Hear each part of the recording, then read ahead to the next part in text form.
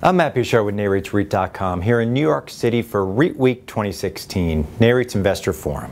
Joining me today is Laura Grant, Director of Global Real Estate Hedging and Capital Markets Group at Chatham Financial. Laura, thanks so much for joining us. Thanks for having me. The speculation and impacts surrounding negative interest rates have been a consistent topic in 2016.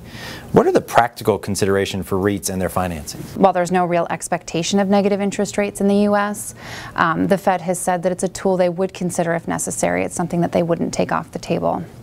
So for that reason, and just the general global dynamic, the Fed has started requiring banks to include negative rate scenarios in their annual stress testing, which means that they have to assess performance in a prolonged period of negative rates. And this has really highlighted an asset liability risk to the banks because there's essentially a natural implied floor on their liabilities.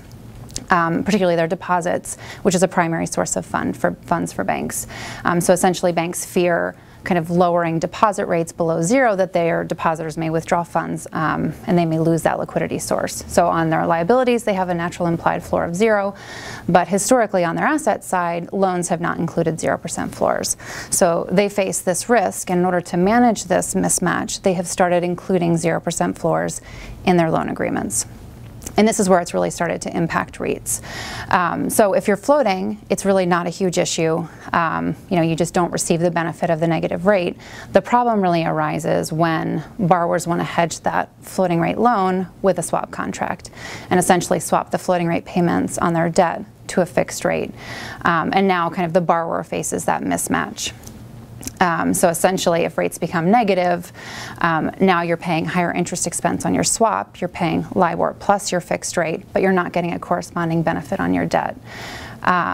So this may not seem like a huge issue either, given that there's no real expectation for negative rates, but from an accounting standpoint, this mismatch between the derivative and the underlying debt is a source of ineffectiveness from a hedge accounting standpoint, and that's really a key consideration for REITs.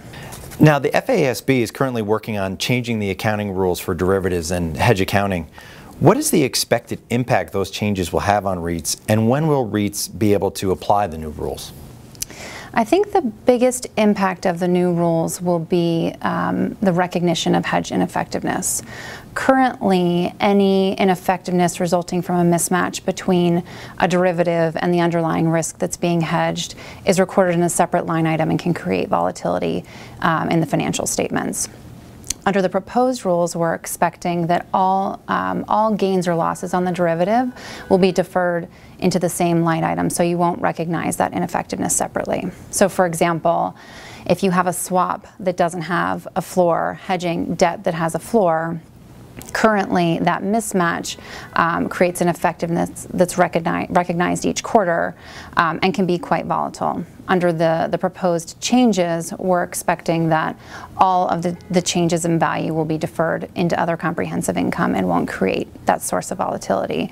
The FASB's been working on the changes for about 18 months. We're expecting an exposure draft in August or September of this year, with changes finalized in 2017. So REITs should be able to adopt the new changes in 2018. Laura, thanks so much for joining us. Thanks for having me. For more from REITWeek 2016, be sure to visit REIT.com.